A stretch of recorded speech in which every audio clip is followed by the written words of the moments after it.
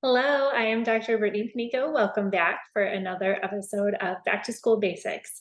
Today, I want to talk about medication organization.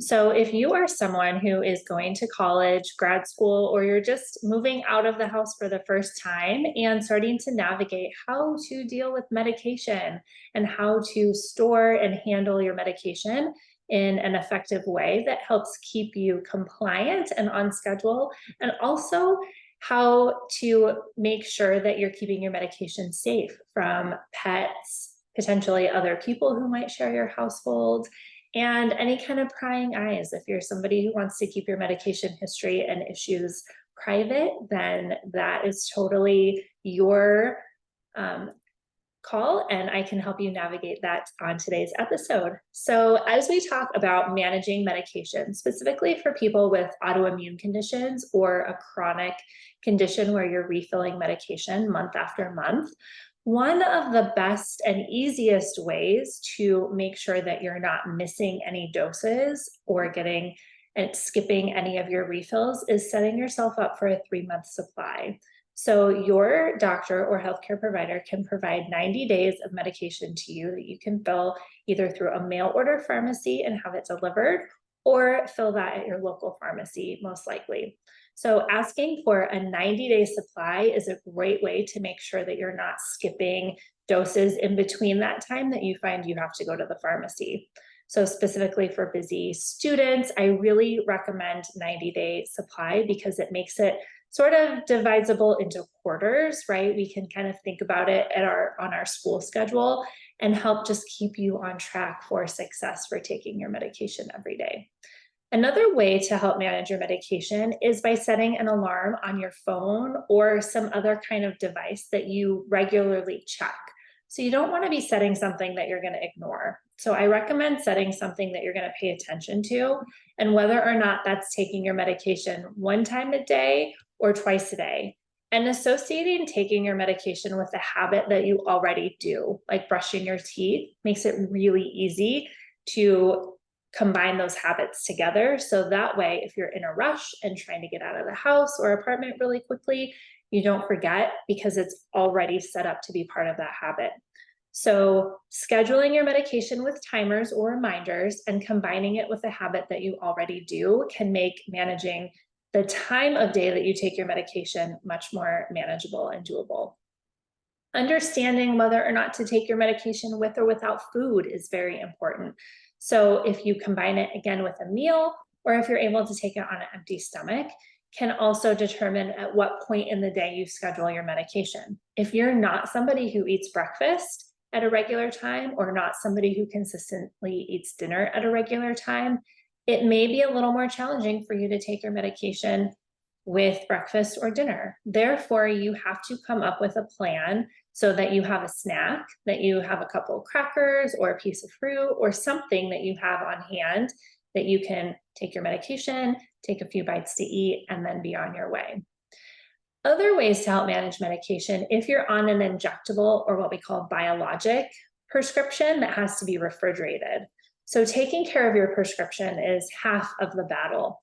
And when it comes to refrigerated medications, you want to know what the storage is for that medication. How long can your medication be in room temperature or outside of the refrigerator? And that way you can help plan and store it, especially if you're traveling with your medication. So storing it in a place inside the fridge that's not near the freezer, you don't want your medication to freeze.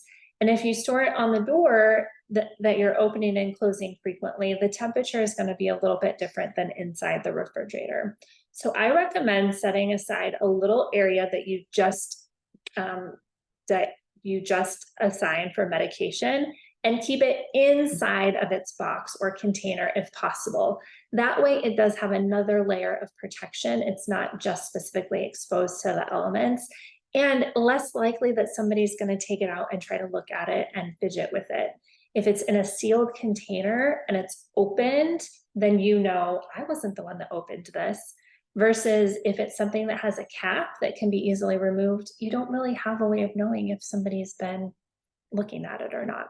So if you have your own private storage, that is beneficial. If you're sharing, just having a conversation with the roommate or person you're sharing your medication with. Hey, I have this thing set aside in the fridge. It's my medication that I need, and I just really appreciate it if you left it there and we left it alone. Um, Simple as that. It can be very easy. You can write your name on it. You can write the date that you're due. Any kind of reminder that will help you visually hone in on what that medicine is, what it's used for, when to remind yourself to do it can be helpful. Other things with medication storage, if you have multiple medications and you are hesitant about a pill box because you think that it sends a specific message about being old, about needing to be on so many medications, I really encourage you to find one that's fun. You can design it, you can put stickers or icons or make it your own, because then when you see that, you're not necessarily gonna think about something that's stressful. You're gonna sort of get a smile on your face when you see it.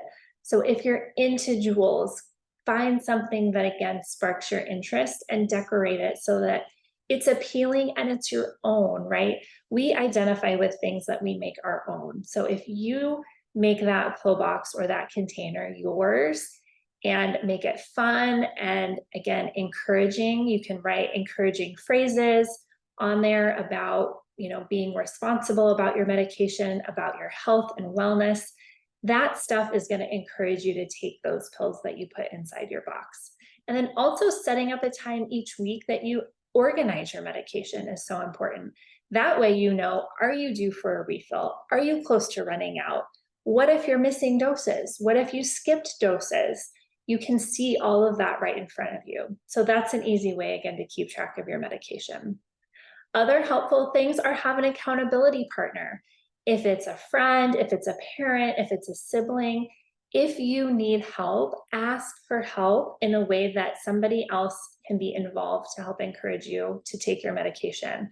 For injectables, for example, I have lots of patients who don't specifically want to do them themselves, so they have somebody help them with that. And just really involving that friend or that family member in your healthcare as an accountability partner can be so powerful, because not only can they encourage you when you're doing well, but they can follow up on with you when you feel like you're not doing as well, or if you're in a period of having a flare, and encourage you to seek your healthcare provider sooner rather than later if you need extra attention. So all of these tips I hope are helpful for managing medication when you're away from home, in a dorm room, in a new apartment, or just learning how to manage your medications for the first time. If you have any questions or want me to go over any additional tips, I'm more than happy to. Put your comments below and I will talk to you soon for the next episode. Take care and good luck with your medications.